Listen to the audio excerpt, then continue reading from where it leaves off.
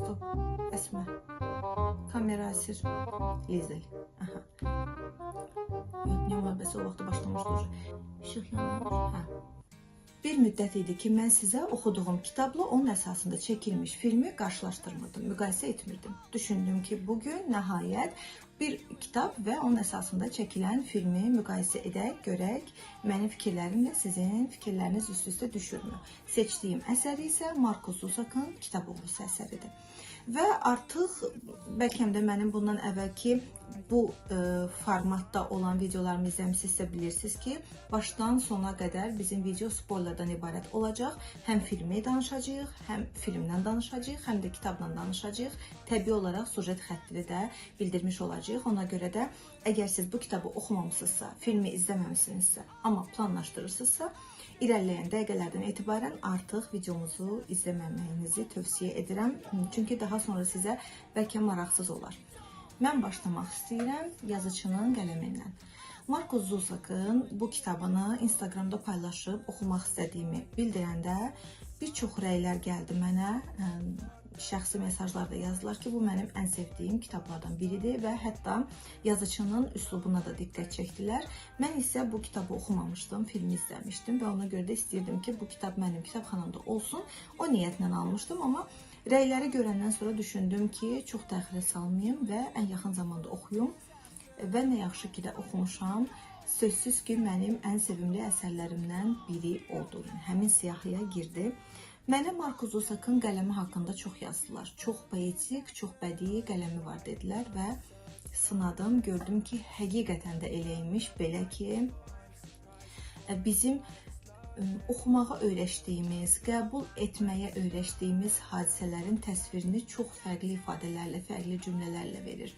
Misal üçün, hər hansı bir söz, misal çəkirəm, biz deyə bilərik ki, mən bu sözü demək istədim, lakin fikrimdən daşındım. Markus Zusak isə deyir ki, o fikirlər, o cümlələr elə mənim ağzımda ölümə məhkum idi. Yəni, tamamilə fərqli bir yanaşma, yəni bu cümlələr mənim çox xoşuma gəldi. Ona görə də Markus Zusakın bu kitabını əslində sujeti də maraqlıdır, yazıcının qələmi də maraqlıdır və mən ümumiyyətlə müharibə mövzusunu çox sevdiyim üçün janr olaraq da mənə maraqlı gəldi. Lakin birinci növbədə çox güman ki, yazıcının həmin o təsvir bacarığı və eləcə də bədii qələmi mənim daha çox diqqətimi çəkmişdi. İlk növbədə üstünlüyü məhz ona verdim. Qeyd edim ki, əsərin ilk yalan olmasın, təxminən 50 səhifəsi mənə biraz can sıxıcı gəldi. Çünki ölümün dilindən verilib, bu arada onu da deyim və ölüm bir qədər çox təsvirə yer verirdi, yəni giriş uzun çəkdi. Lakin Max'ın peyda olmağından sonra əsərdə Max obrazı elə ki peyda olur, onun kimliyini öyrənirik. Ondan sonra kitab o qədər sürətlə getdi, o qədər sürətli oxudum, o qədər axıcı gəldi mənə ki, 50 səhifə, geridə qalan 150 səhifəni 50 səhifədən daha qısa müddətə oxudum deyə bilərəm. Əgər kimsə filmə baxmayıbsa, mən tövsiyə edərdim ki, birinci mütləq əsəri oxusun, sonra filmə baxsın. Film özlüyündə gözəldir, yəni bunu danmaq olmaz.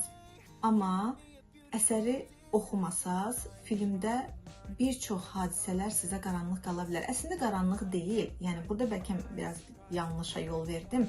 Yəni izləyirsiniz və görürsünüz ki, hadisələr davam edir bu məcrada, lakin kitabı oxuyanda görəcəksiniz ki, filmdə müəyyən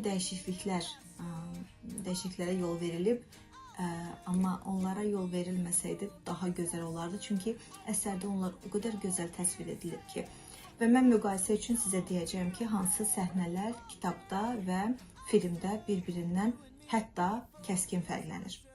Etiraf edək ki, elə yazıcılar var ki, hətta dünya şöhrətli yazıcılar var ki, onlar öz qəhrəmanlarını sevdirə bilmirlər. Amma Markus Zusakın bu əsərində hətta ən kobud qonşunu belə sən müəyyən qədər hörmətlə xatırlayırsan, hörmətlə yanaşırsan. Çünki səmimi qonşuluq münasibətlərini də göstərir. Yəni, hamı ideal deyil, hamının mənfi tərəfləri var, hamının hər hansı bir qüsuru var. Və Markus Zusak bunu nəzərə çarpdırmadan, həmin o qüsura, o yanlışa, o mənfi xüsusiyyətə çox qabarıq diqqət çəkmədən o qədər gözəl təsvir edir ki, oxucuya elə yaxşı çatdırır ki, sən oxuduqca onların mənfi obraz kimi və yaxud da o xüsusiyyətləri mənfi xüsusiyyət kimi qəbul etmirsən. Tam təbii, tam normal qəbul edirsən ki, insanlıq hamımızda bu cür ola bilər, hamımız bu cür reaksiya verə bilərik. Keçirik indi filmdən kitabın müqayisəsinə. Baş qəhrəman Lizeldir bizdə. Kitabda səhv xatırlamıramsa 8-9 yaşlarından etibarən onu təsvir etməyə başlayır. Yetkinlik dövrünə qədər, yeniyetməlik dövrünə qədər, amma filmdə isə o birbaşa yeniyetmə qız kimi peyda olur. Bunu da tam normal yanaşıram, çünki təbii ki, yazıcı təxəyyülü ilə kinematografiyanın imkanları eyni deyil. Yəni ona görə də və təbii ki, müəyyən bir limitə sığmaq lazımdır. Ona görə də filmdə bəzi o hissələri, detalları çıxıblar. Bunu da tam normal yanaşıram. Bu filmin məzmununa təsir etməyib. Lakin orada müəyyən məqamlar var ki, kitabdan kəskin fərqlənir. Misal üçün, Lizelin dostu olur, Rudy adında. Onun Rudy ilə o qədər gözəl münasibətləri olur ki, yəni siz kitabı oxuduqca onların o yeniyetməlik sevgisi, uşaqlıq sevgisi, şıltaqlıqları, dəcəllikləri, yəni dırnaqarası pislikləri deyim. Çünki uşaq nə qədər pislik edə bilər ki, amma orada onlar elə hərəkətlər edirlər bəzən ki, yəni uşaq sadəlövfliyi ilə qarşı tərəfə bu necə təsir göstərə bilər, onu düşünmürlər. Yəni bütün bunları o qədər gözəl təsvir edir ki, yazıcı. Təəssüf ki, filmdə biz onların dostluğunun qısa bir hissəsini görmüş oluruq.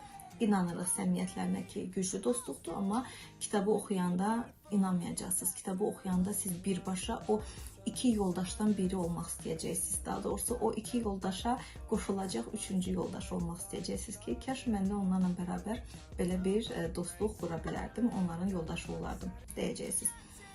Rudy əsərdə, elə filmdə də yaxşı qaçışçı olur, yaxşı atlet olur, həvəskar olur təbii ki, və bunu kitabda, müharibə dövründə bunu görürlər və onu ordu sıralarına cəlb etmək üçün gələcəkdə xüsusi bir məktəbə istəyirlər, çağırsınlar, dəvət edirlər. Lakin Rudy'nin atası oğlunu həmin məktəbə verməkdən imtina edir və bunun cavabında bir növ cəza kimi Rudy'nin atasını müharibəyə gəlib aparırlar. Amma kitabda yəni bu belə təsvir olunur, amma filmdə Rudy'nin atasının hansı səbəbdən müharibəyə getdiyi ətraflı izah olunmur və izləyici sadəcə müharibədir və hər kəs getməlidir düşüncəsi ilə yanaşır. Amma əslində isə belə olmur. Hətta sonra bir qədər irəli gedəcəm. Rudy öləndə belə atası özünü əsərdə günahlandırır ki, kaş mən o zaman icazə verərdim ki, Rudy'ni həmin məktəbə aparsınlar, bəlkə indi Rudy sağ olardı. Belə bir cümlə işlədir, amma filmdə həmin məqamlar yer almayıb. Sadəcə Rudy'nin atası Lizelin atası ilə birlikdə müharibəyə gedir. Lizelin atası demişkən, daha doğrusu atalığı, çünki Lizelin anası kommunist olduğu üçün belə bir ifadə səsləndirilir dəfələrlə, amma onun anasının taleyi haqqında məlumat verilmir. Övladlarını saxlaya bilmir. Lizeli və onun qardaşını himayədar bir ailəyə təhvil verməli olur. Sonra itir həyatlarından və Lizelinin qardaşını həmin ailəyə gətirərkən yolda Lizelin qardaşı vəfat edir, xəstələnir, ölür. Onu dəfn edirlər və Lizel yeni ailəsinə tək gəlir. Onlar da birlikdə yaşamağa başlayır.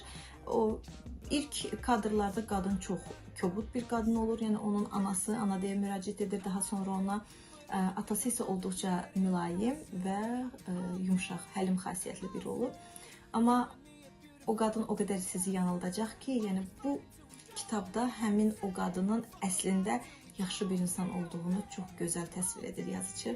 Müəyyən detalları üzə çıxır ki, yəni düşünürsən ki, necə gözəl insan imiş, sadəcə müharibə və çətinlik onu daha sərt və dırnaqarası qəddar olmağa məcbur edilmiş. Hansı kadrda mən sizə deyim, mən düşünürəm ki, o əsərin pik nöqtələrindən biri idi. Mən biraz dolaşıq danışıram, hadisələri qarışdırıram. Sadəcə uzun təsvir istəmirəm verim kitab, yəni necə başlayır, necə bitir istəmirəm verim. Deməli, Max peyda olur, Yahudi. Max xəstələnir. Lizel çox fikir eləyir və anasından xahiş edir ki, əgər Max sağalsa, bunu mənə xəbər et. Kitabda həmin o kobud, soyuqqanlı, qəddar bildiyimiz qadın və bütün günü çalışan, başqaları üçün paltar yuyub, sərib, ütüləyib, hazırlayan qadın bütün işini, gücünü atır və Max uzun sürən xəstəlikdən sonra, qızdırmadan sonra gözlərini açan ilk gün Lizelin dalınca məktəbə gəlir və ona bu şad xəbəri verir. Yəni, həmin səhnəni mən oxuyanda çox həyəcanlanmışdım ki, yəni, nə qədər gözəl, bəlkə də doğma analar bu qədər fədakarlıq etməzdi ki, o qadın o çətin şəraitdə Lizel üçün bunu edir. Lizeli sevindirir və evə qayıdır. Həmin səhnə filmdə də yer alıb, amma filmdə bir qədər başqa formada yer alıb. Belə ki, filmdə Max'ın xəstəliyi uzun çəkmir. Onun əslində xəstə olduğu müddətdə Lizelin nə qədər həyəcan keçirdiyi, nə qədər qorxduğu, eləcə də ata-anasının əgər bu yəhudi ölərsə bizim evimizdə biz nə edərik, onu necə gizlədərik, necə dəfn edərik və bunu hökumətə necə izah edərik, bütün bunların qorxusu filan əsərdə çox gözəl təsvir olunur. Filmdə isə təəssüf ki, bir qədər həmin təsir gücünü itirir. Amma əsəri oxumamısınızsa, ola bilər ki, filmdə də həmin səhnəni bəyənəsiniz. Max'ın kimliyinə keçmədən öncə Lizelin atasından danışmaq istəyirəm. Bayaq qeyd etdim ki, Rudinin atası Lizelin atası ilə birlikdə müharibəyə göndərilir. Lizelin atasının da müharibəyə getməyinin səbəbi onun bir yəhudini doydurmaq cəhdi olur, yemək verməyə cəhdi olur. Belə ki, kitabda yəni yer alıb həmin səhnələr. Qəribə bir ənənə olur, küçədən əsir alınmış Yahudilərin paradı, keçidi düzənlənir, parad deməyim, keçidi düzənlənir və hər kəs yığışır onlara tamaşa edir. Və həmin keçid zamanı Lizelin atası Yahudilərdən birinə çörək vermək istəyir. Bunu əskərlər görür, Alman əskərləri onu döyürlər və daha sonra, qısa bir müddət sonra Lizelin atasına çağırış gəlir və artıq hər kəs başa düşür ki, bu əslində ölüm fərmanıdır. Çünki müharibədən, özü də vətən 2-ci Dünya müharibəsindən, yəni sağ qayıtmaq möcüzə kimi bir şeydir. Spoiler verirəm yenə və irəli qaçıram ki, həm Rudinin atası, həm də Lizelin atası sağ qayıdır. Və elə buradan da Lizelin atasının Yahudilərə simpatiyası hardan yaranıb? Əvvəllər, belə deyim ki, Lizelin atasının Yahudi bir dostu olur və həmin dostunun sayəsində Lizelin atası ölümdən xilas olur.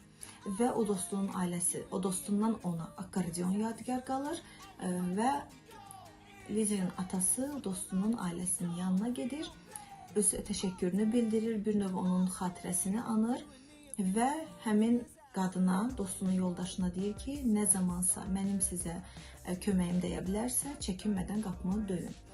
Və illər sonra Yahudilərə qarşı bu münasibət formalaşanda anası, yəni həmin əskər yoldaşının həyat yoldaşı körpə oğlunu qorumaq üçün Lizelin atasının yanına göndərir, yəni Max'ı. Max belə peyda olur və filmdə isə Max'ın keçmişi barədə ətraflı məlumat yoxdur. Halbuki kişi ilk dəfə onu 2-3 yaşında görür və daha da təsirlənir ki, dostum mənim həyatımı xilas etdi, amma öz körpəsini yetim qoydu. Və ona görə özünü onlara borclu hiss edir və həmin oğlanı öz evinin zirzəmisində gizlədir. Bir xeyli müddət oğlan Max onlarla bərabər yaşayır və o dövrdə Lizellə dostlaşır. Lizel üçün kitab yazır. Həmin o ərəfədə o xəstələnir. Lizel çox fikir eləyir. Lizel onun üçün kitablar oxuyur və əsərin adı Kitab Oğrusu da məhz buradan götürülür ki, filmdə Lizel Max üçün kitab oğurlayır. Amma əslində isə əsərdə vəziyyət bir qədər fərqlidir. Filmdə gözəl yanaşıblar ki, yəni öz dostu üçün, onun sağalması üçün o yatdığı müddətdə, xəstə olduğu müddətdə ona kitab oxuyur. Amma əsərdə onun kitab oğurlama niyyəti başqa olur. Belə ki, anasının paltar yuyub, ütülədiyi bir qadının evinə gedir, varlı, imkanlı bir ailənin. Onların da övladları ölmüş olur o vaxtı və o qadın Lizelin kitabı olan sevgisini bilir. Təfərrüatlara girməyəcəm. Lizel bir kitab oğurlayanda qadağan olmuş kitablardan birini bu qadın görür və başa düşür ki, bu qız kitabı sevir və qapını açıb həmin qızı öz kitabxanasına dəvət edir. O kitabxanaya ki, oğlu ilə bərabər oxuyurdu orada kitabları və indi icazə verir ki, Lizel orada kitablar oxusun. Və bir müddət sonra qadın artıq Lizelin anasının xidmətlərindən istifadə etməyəcəyini deyir. Yəni artıq onlara yumağa paltar verməyəcək və ona görə də təbii olaraq Lizel artıq onların evinə gedə bilmir. Baxmayaraq ki, qadın ona icazə verir gəlməyə. Lakin Lizel hiddətlənir, çünki bilir ki, onlar pulsuz qalacaqlar, paltar olmasa. Və qadını uşaq əsəbi ilə söyür, qışqırır və evi tərk edir. Daha sonra Rudy ilə bərabər həmin evə oğru kimi gəlir. Çünki o kitab istəyir oxusun, amma qadını da evinə girmək istəmir. Ona görə də kitabxananın pəncərəsindən evə girir və növbə ilə bir-bir kitabları oxuyur. O həyəcanı saxlamaq üçün bir-bir oxuyur. Birdən-birə 5-10 kitab oğurlanır. Və kitabın sonlarına yaxın biz bilirik ki, sən demə qadının bunun hamısının xəbəri var imiş və ona görə də pəncərəni həmişə aralı qoyurmuş və hətta kitabxanadakı masanın üstünə peçenya da qoyurmuş ki, Lizel gələndə o peçenyadan götürə bilsin. Və Lizel Max haqqında Rudy'yə Max onları tərk edəndən sonra danışır. Amma filmdə qısa bir müddət sonra Max haqqında Rudy'yə məlumat verir. Belə ki, Max gedir, yenə Yahudi keçidi zamanı Lizel Yahudilərin arasında Max'ı axtarır və yenə əsgərlərdən biri onu görür və itələyir. Və Lizel yıxılır. Bundan sonra isə o dostu Rudy'yə hər şeyi danışır və Max'ın kimliyini və onların evində uzun bir müddət yaşadığını, bütün bunları ona nəql edir. Filmdə isə bir qədər tez danışır, yəni sadəcə sir kimi ürəyində saxlamaq istəmədiyi üçün. Amma əsər boyu Lizel o qədər möhkəm xarakter nümayiş etdirir ki, ata ilə qızın arasında, eləcə də kobud hesab etdiyi ana ilə qızın arasında elə gözəl, möhkəm bağlar olur ki, bunu oxuduqca, yəni insan laqeyd yanaşa bilmirsən bu münasibətə. Əsər sonda həmin küçəyə, Lizelin yaşadığı küçəyə bomba düşməsi ilə bitir və bu zaman Lizel zirzəmidə olur və artıq Max getmiş olur. Ailəni daha çox təhlükəyə salmamaq üçün həmin evdən uzaqlaşır. Onun sonraki taleyi haqqında məlumat olmur və bu müddət ərzində Lizel kitabı yazmaq üçün tez-tez zirzəmiyə düşür. Yəni Max'ın bir zamanlar yaşadığı zirzəmiyə və bir gün hava həyəcanı siqnalı gec-işə düşür və həmin küçəyə bomba atılır. Hər kəs tələf olur və eyni zamanda da Lizelin dostu Rudy və onun bütün ailəsi və Lizelin ata-anası. Həmin səhnə, Lizelin anası ilə vidalaşması səhnəsi çox təsirli idi. Mən oxuyanda çox təsirlənmişdim, hətta gözlərim dolmuşdu. Atası ilə də, amma onsuz da atasını çox sevdiyi üçün atası ilə münasibəti ümumiyyətlə çox xoş təsir bağışlayırdı. Amma onun əslində Lizelin özünün də anasının nə qədər yumşaq ürəyə sahib olduğunu həmin o vida səhnəsində yazıcı göstərir və ona görə mən o səhnədə çox təsirlənmişdim.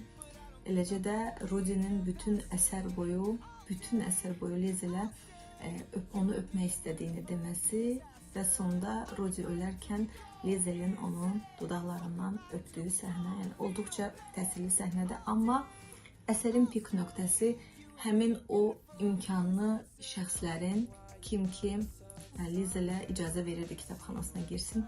Sonda onlar Lizelin dalınca gəlirlər və onu övladlığa götürürlər. Bunlar əsərdə təfərrüat ilə qeyd olunmayıb, bir cümlə ilə qeyd olunub, amma artıq anlayırsan ki, onlar Lizelə himayəyə götürürlər, övladlığa götürürlər, onu saxlayırlar və uzun illər sonra Lizel yaşa dolandan sonra, ailəsi, övladları, nəvələri olandan sonra artıq bir neçə kitabında müəllif olur və nəhayət ölüm onunla sonuncu dəfə görüşür və kitab da məhz Lizelin ölümü ilə bitir, amma onun da təfərrüatı yoxdur, ölümün dilindən verilib sadəcə çox poetik bir formada. Yəni bu kitab və film haqqında mənim hər ikisi haqqında bütün fikirlərim müsbətdir. Filmdə aktyor seçimindən tutmuş, ssenarinin qısaldılması, hətta dəyişdirilməsi belə, əgər mən kitabı oxumamışamsa, gözə çarpmır. Çünki ideal şəkildə, çox professional şəkildə dəyişdirilib və elə bu cür olmalıdır deyə düşünürsən, amma əsəri oxuduqdan sonra anlayırsan ki, əslində hər şey tamamilə fərqli imiş.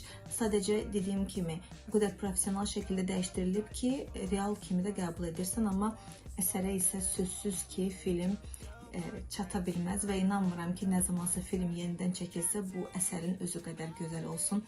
Çox tövsiyə edərəm ki, bu əsəri oxuyasınız. Eləcə də oxuyandan sonra filmi də izləməyinizi tövsiyə edirəm. Qeyd etdiyim kimi bir-birindən tamamilə fərqli olsa, tamamilə deməzdim, amma bir-birindən fərqli olsalar belə film də çox gözəldir, kitab da çox gözəldir və sözsüz ki, təkrarçılıq olacaq, amma qeyd edirəm ki, mənim ən sevdiyim əsərlər siyahısına daxil oldu. Çox sevinirəm ki, bu kitabı oxudum və şiddətlə də hər kəsə tövsiyə edirəm ki, oxuyasınız.